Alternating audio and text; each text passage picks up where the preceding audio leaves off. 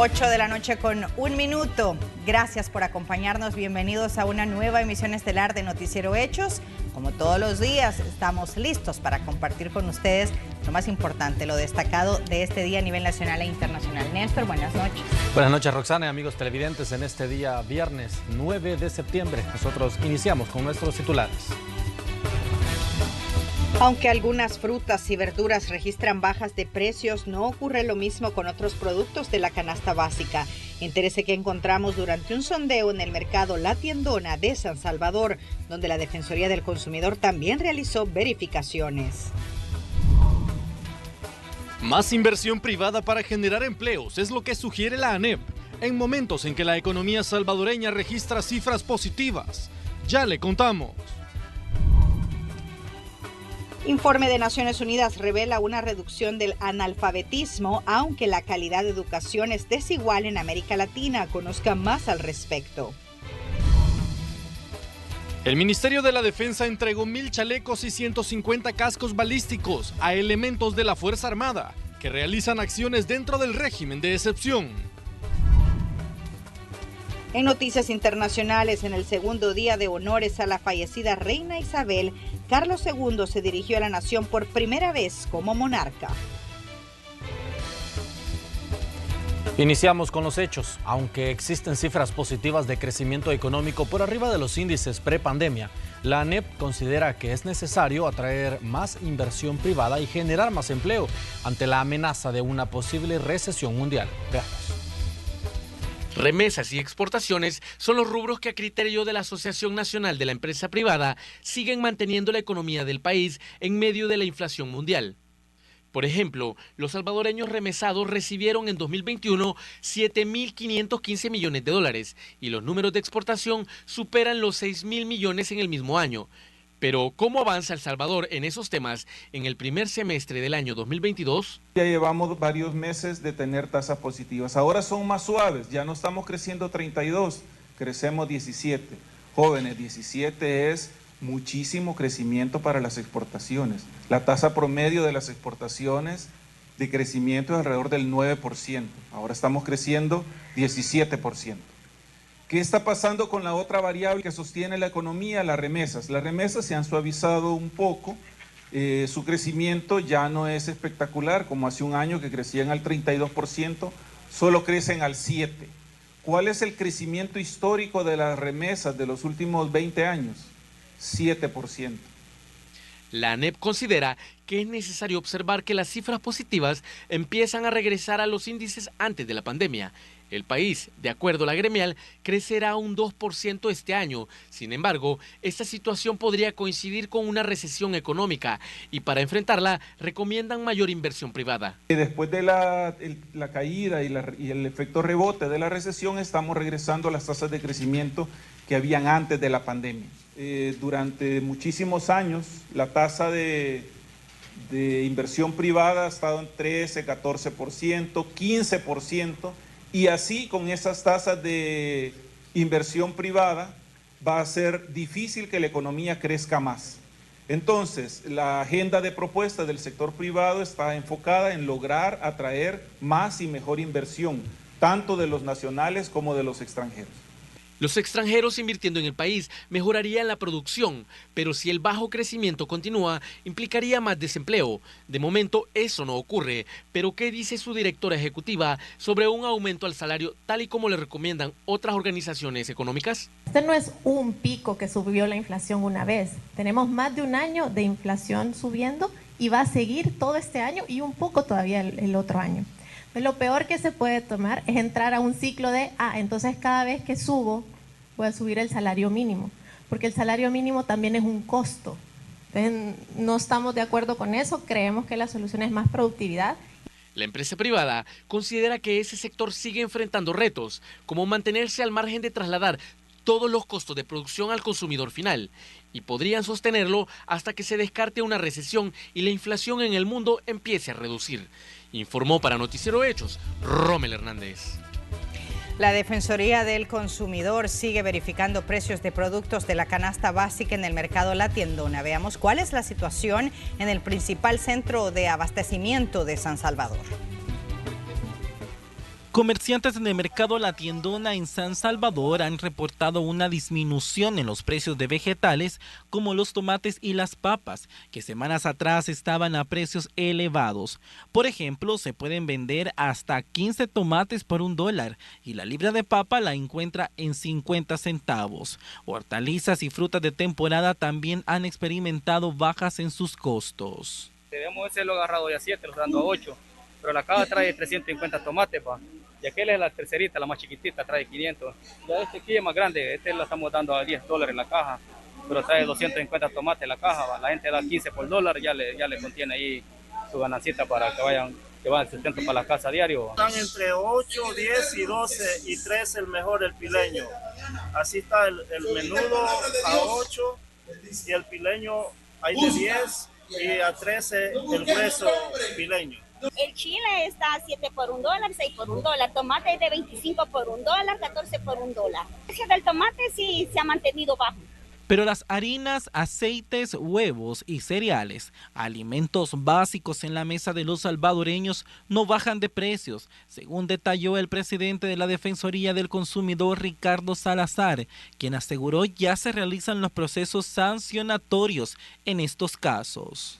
Pero de momento nuestra institución ha generado ya procesos sancionatorios en diferentes productos que hemos identificado con incremento injustificado de precios. Me refiero a aceites, huevos, también harinas de maíz, harinas de arroz, que decir de algunos granos básicos que son parte precisamente del espectro del trabajo de la Defensoría del Consumidor. Aunque sí hay una considerable reducción, esperan que en los últimos meses del año los granos básicos y otros alimentos indispensables en la dieta nacional puedan volver a los costos previos al inicio de la inflación mundial. Aldair Tadeo, Noticiero Hechos.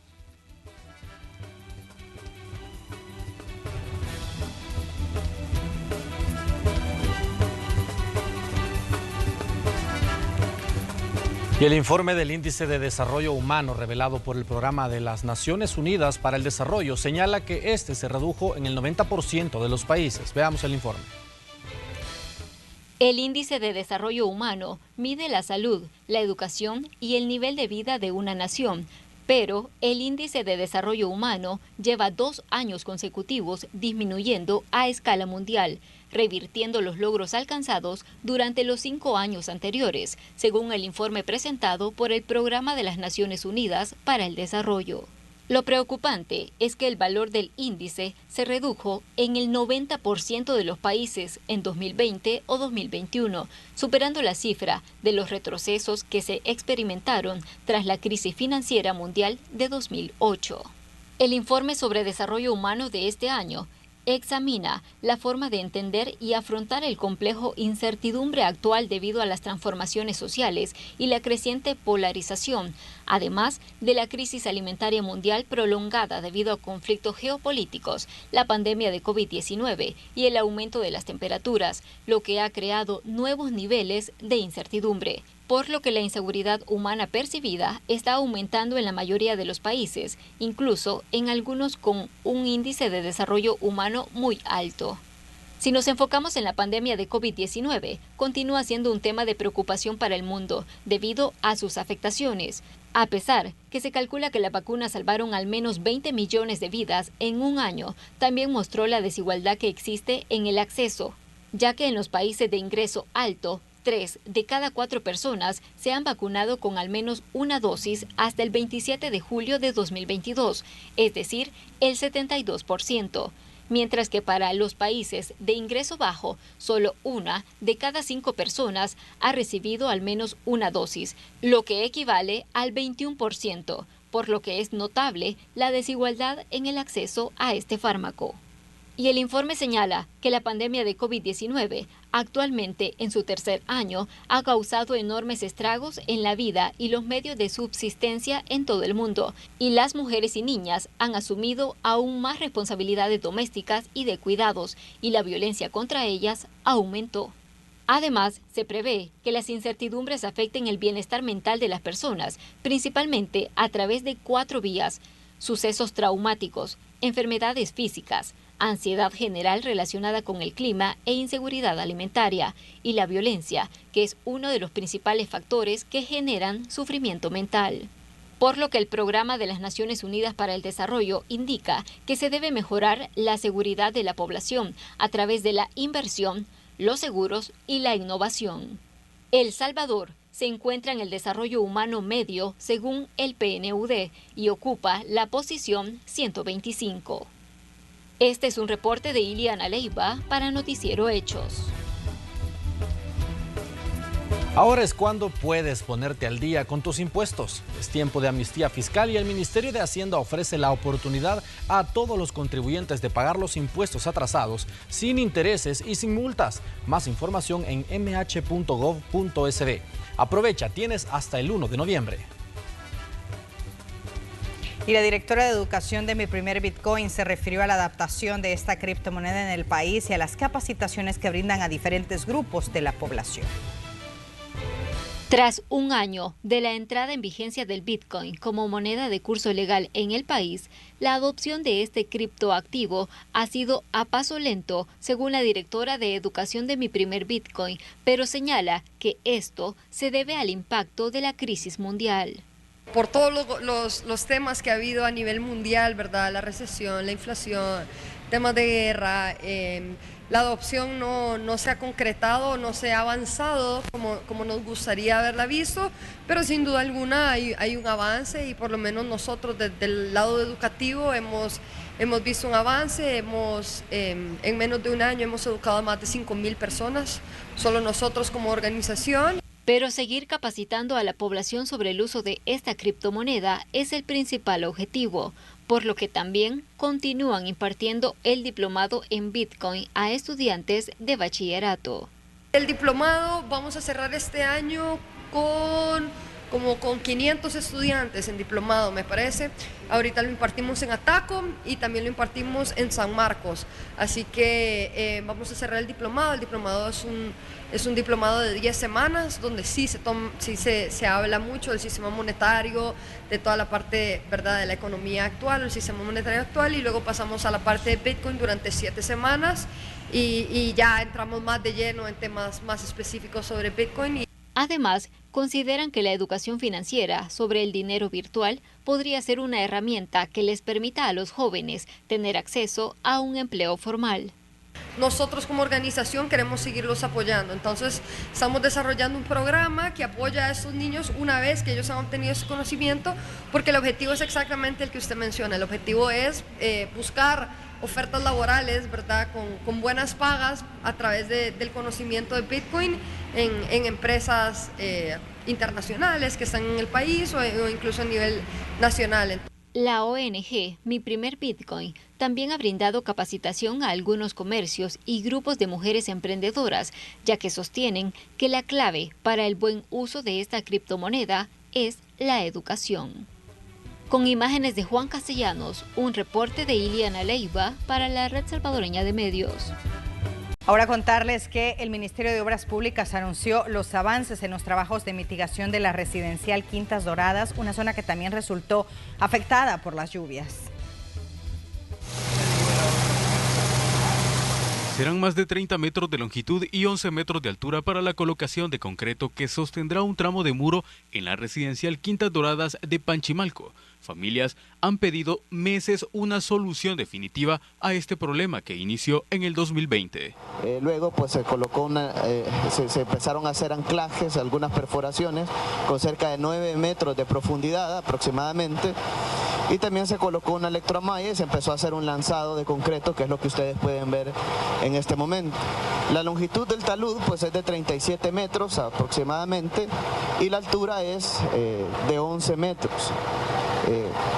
Estamos haciendo todo lo necesario para poder proteger la vida y las familias de este sector de Panchimalco, de Quintas Doradas, además de 1.215 conductores en promedio diario que son los que transitan por esta vía. Ese es el tránsito promedio diario que tenemos en esta zona.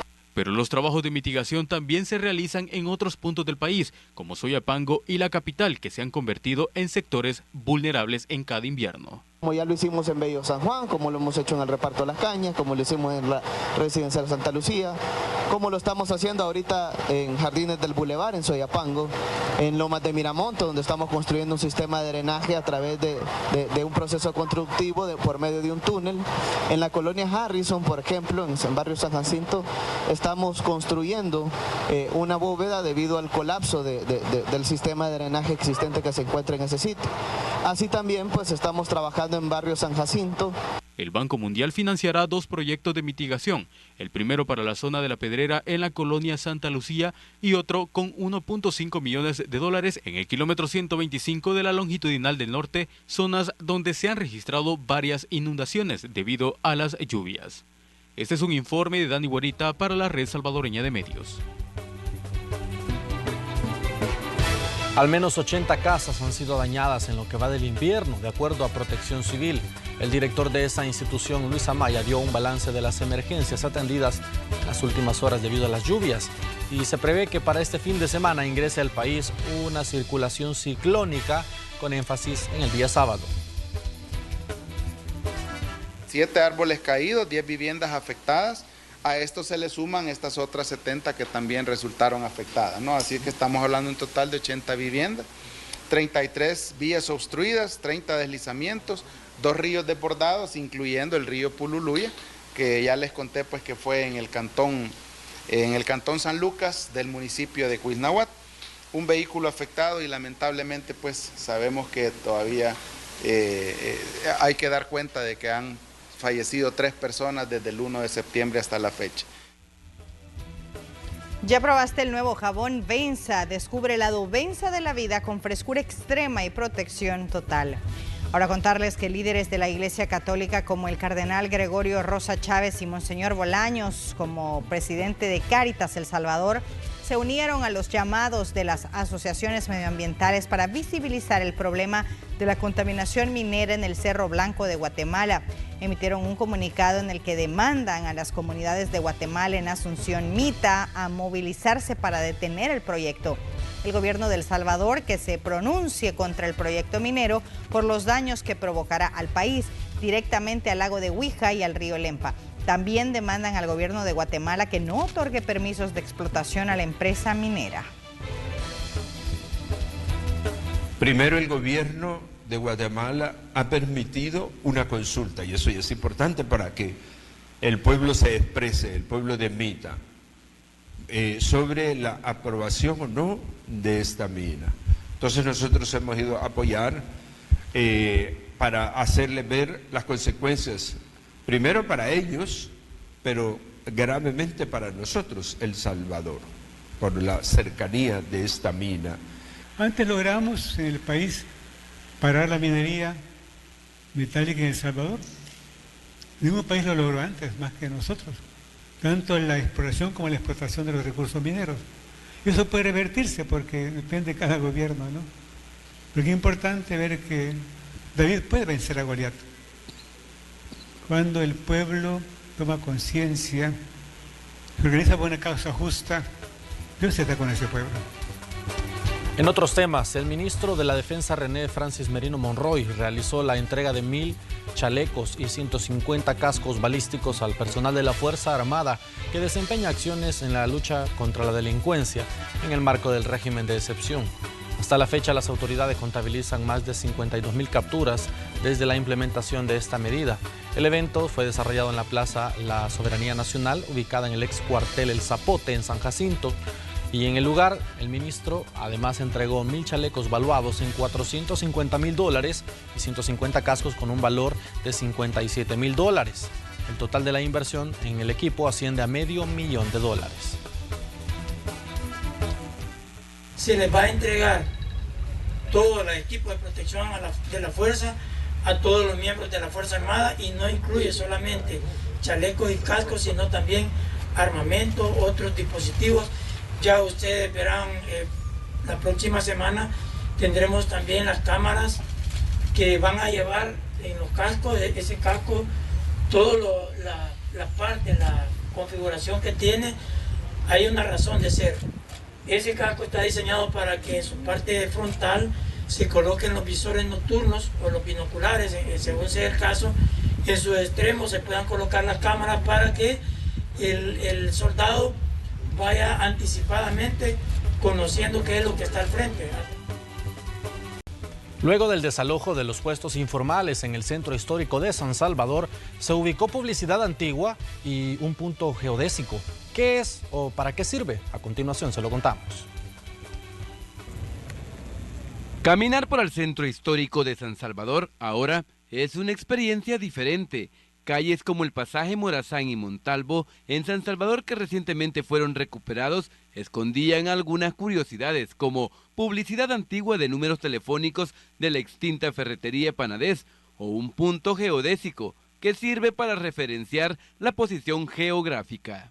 Principalmente a un punto geodésico que se encuentra en el pasaje Morazán, que tiene un valor más científico y sobre todo con esto de la física espacial, porque posiciona el país con relación al espacio y a los niveles del mar, ayuda a la parte de la cartografía mundial, y eso es una cosa que ha estado aquí entre puestos, escondido o desapercibido.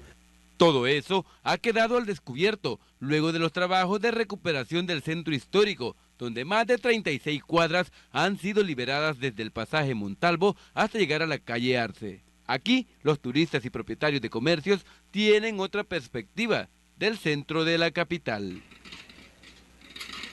Todo esto estaba despejado, este era un parquecito y todas estas calles eran grandes almacenes de empresas reconocidas de antes, que hasta hoy estamos viendo los edificios, aunque ya son nuevos negocios, pero los edificios continúan acá. De 50 años y había muchas personas que ni siquiera sabían de la existencia de la farmacia, gracias a que todo eso ocultaba prácticamente la fachada de toda la farmacia.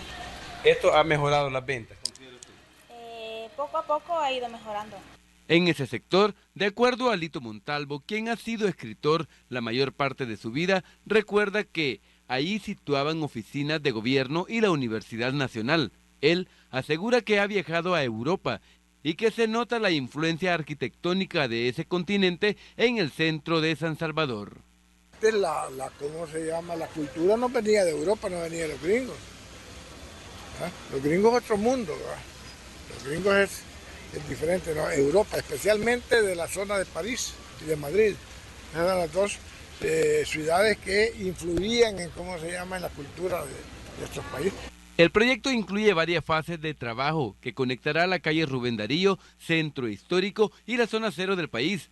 Todo el circuito de conexión tendrá una inversión que asciende a unos 100 millones de dólares según funcionarios de la alcaldía de San Salvador. Javier Benavides, Red Salvadoreña de Medios.